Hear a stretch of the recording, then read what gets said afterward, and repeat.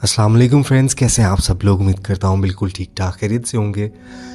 Welcome to my YouTube channel जिसका नाम है दाबिस्तान काफ।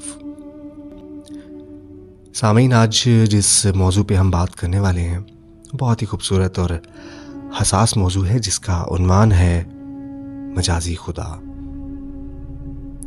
बचपन से ये सुनते आ रहे हैं कि शौहर मजाजी खुदा होता है।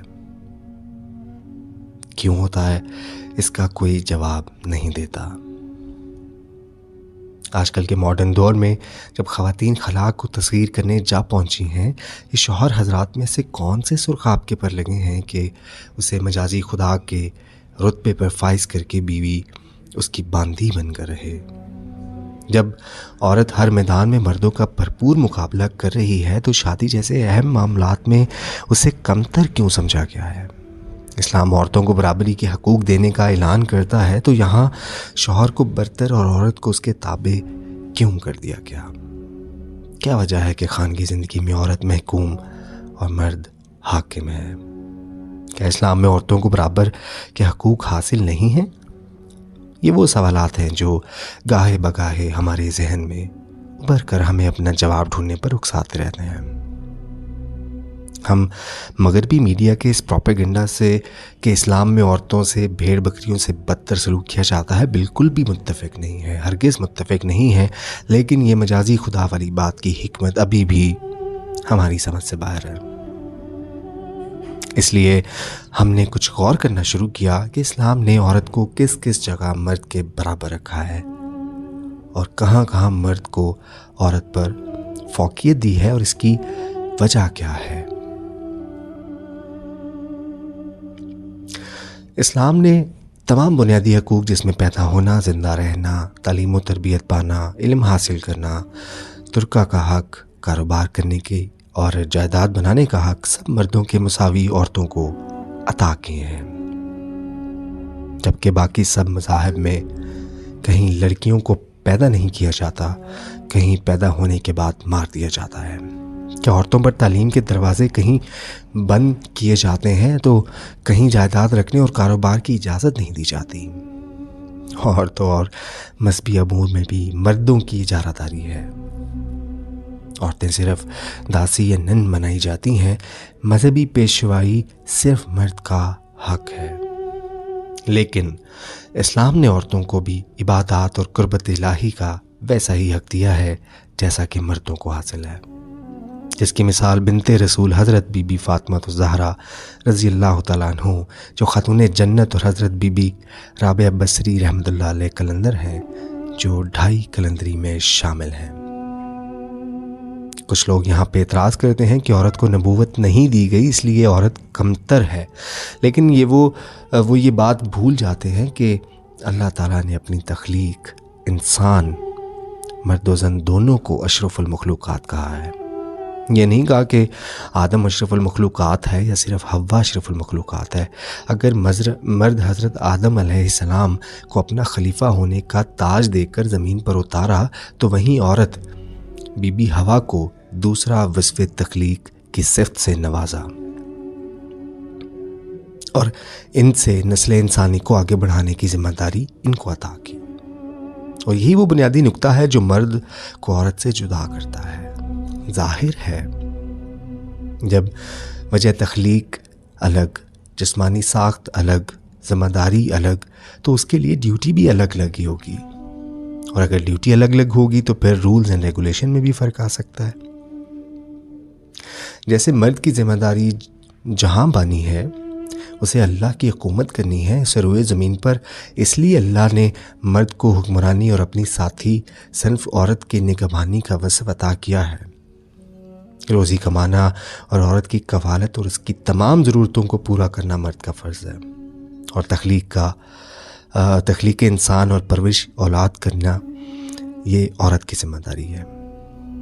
इसलिए मर्द को बाहर जाकर मेहनत मजदूरी करने और औरत को घर की 4 दीवारी में रहकर औलाद की परवरिश करने का हुक्म है, जिसको अगियार ने औरतों की हक तलफी और जुल्म व बर्बरियत के अलकाबात देखकर मुसलमान ख़वातीन को भटकाने की भरपूर कोशिश की है।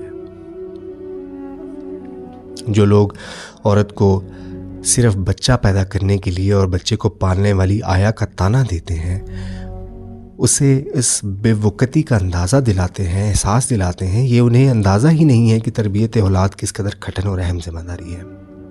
گھر معاشرے کی اکائی ہے، اور اس اکائی میں عورت کی حیثیت بالکل اسی ملٹری اکیڈمی کے انسٹرکٹر کی طرح ہے جو خود تو محاذ جنگ پر نہیں جاتا، لیکن فوج کے بڑے بڑے جرنیل اور کمانڈوز اس کی ٹرین کیے ہوئے سپاہ کے بنے بنا ادھورے ہوتے ہیں۔ اگر وہ انسٹرکٹر اپنی ڈیوٹی ٹھیک طرح سے نہ دے یا کیڈٹس کو غلط ٹریننگ دے کر میدان جنگ میں بھیج دے تو اسے جنگ کا برا نتیجہ دیکھنا پڑے گا۔ بالکل ایسا ہی کچھ انجام آج کل ہمارے معاشرے کا ہو رہا ہے، جس کی مائیں نام نہاد ترقی اور آزادی کے سرابوں میں کھو کر اپنی اصل ذمہ داری کو حقیر سمجھنے لگی ہیں۔ اسلام عورتوں کو نوکری کرنے یا معاشی ترقی کرنے سے نہیں روکتا، اتنا چاہتا ہے کہ عورت اپنی بنیادی ذمہ داری کو اولیت دے اور اس کے بعد باقی کے تمام معاملات پر توجہ دے، ورنہ معاشرے میں تربیت کی کمی مہذب انسانوں کی جگہ وحشی جانوروں کو جنم دے گی۔ مجازی خدا کی حقیقت یہ ہے کہ اللہ تعالیٰ نے مرد کو اس دنیا میں اپنا نائب بنا کر ایسے نظام کی تشکیل کرنے کے لیے بھیجا جہاں اقتدار اعلیٰ اللہ تعالیٰ کی ذات ہو اور صرف اللہ کے بنائے ہوئے قوانین کی پیروی کی جائے۔ جس طرح ایک نیام میں 2 تلواریں اور ایک ملک میں 2 بادشاہ نہیں ہو سکتے، اسی طرح ایک گھر کے 2 سربراہ باعث تنازعات ہوتے ہیں۔ اس لیے اللہ تعالیٰ نے انتظامی نقطہ نظر کے تحت مرد کو گھر کا حاکم اور عورت کو اس کے تابع کر دیا ہے۔ عورت کی یہ اطاعت اس لیے بھی ضروری ہے کہ اگر بیوی شوہر کے تابع ہوگی تو اپنی اولاد کو اطاعت کا درس دے گی، اور اس اطاعت کی اہمیت ثابت کرنے کے لیے اللہ تعالیٰ نے شوہر کی اطاعت کو اپنی اطاعت قرار دیا۔ اس لیے بزرگوں نے شوہر کو مجازی خدا کا درجہ دے کر اصل میں عورت کو اللہ کی اطاعت کرنے کا ایک راستہ بتایا ہے۔ حضرت علامہ شاہ احمد رضا خان بریلوی یہاں تک بھی فرما چکے ہیں کہ اگر کسی عورت کا شوہر بے راہ ظالم اور بد زبان ہو اور وہ یہ سمجھ کر اس کی خدمت کرتی رہے کہ جس طرح ایک نرس صرف ڈاکٹر کے حکم سے ہذیان زدہ مریض کی باتوں کا برا نہیں مناتی اور اس کی دیکھ بھال اپنی ڈیوٹی سمجھ کر کرتی ہے، اسی طرح اس انسان کی بھی خدمت کرنا اللہ نے میرے ذمہ لگائی ہے، اور میں یہ فرض اپنے اللہ کی خوشنودی کے لیے ادا کر رہی ہوں۔ تو کچھ عجب نہیں ہے کہ اللہ تعالیٰ اس کی یہ اطاعت گزاری دیکھتے ہوئے اس کے شوہر کو بھی راہ ہدایت نصیب کر دے۔ یہاں ایک بات قابل توجہ ہے کہ جہاں اللہ نے عورت کو مرد کی اطاعت کا حکم دیا ہے، وہیں مرد کو بھی پابند کیا ہے کہ وہ عورت کے تمام حقوق ادا کرے اور اپنے تمام ذمہ داریاں احسن طریقے سے ادا کرے۔ بیوی کے لیے شوہر کی اطاعت فرض ہے، لیکن اسے یہ حق حاصل ہے کہ وہ شوہر کے کسی بھی غیر شرعی اور غیر اسلامی حکم کو ماننے سے انکار کر دے۔ اگر شوہر اسے فحاشی یا بے راہ روی کی ترغیب دے تو اس سے علیحدگی اختیار کرے۔ مرد کو عورت کا محافظ بنایا ہے، لیکن اگر وہ اپنا یہ فرض ادا نہیں کرتا تو بیوی اس سے طلاق لے سکتی ہے۔ یعنی یہ مجازی خدا اب اتنا بھی با اختیار نہیں جتنا کہ اسے مشہور کر دیا گیا ہے۔ بالکل یہ بھی اللہ کے احکامات ماننے کا اسی طرح سے پابند ہے جیسے اس کی بیوی۔ اور کسی سیانے نے کیا خوب کہا ہے کہ اپنے حقوق سے وہی لوگ صحیح معنوں میں لطف اندوز ہو سکتے ہیں جو اپنے فرائض ادا کرتے ہیں۔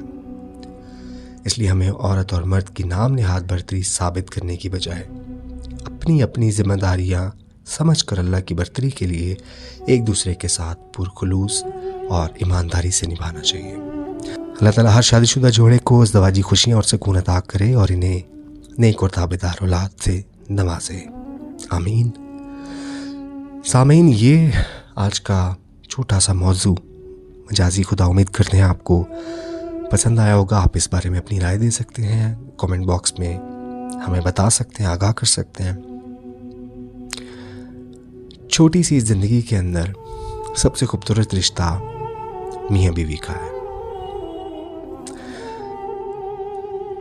शैतान को सबसे ज़्यादा खुशी तब होती है जब किसी मियाँ बीवी के दरमियान झगड़ा होता है, सबसे ज़्यादा खुशी उसको इस चीज़ की होती है। और मियाँ बीवी के रिश्ते की अगर कोई मिसाल देखनी है तो एक ही मिसाल काफ़ी है जो हमारे नबी पाक सल्लल्लाहु अलैहि वसल्लम ने कायम कर दी है।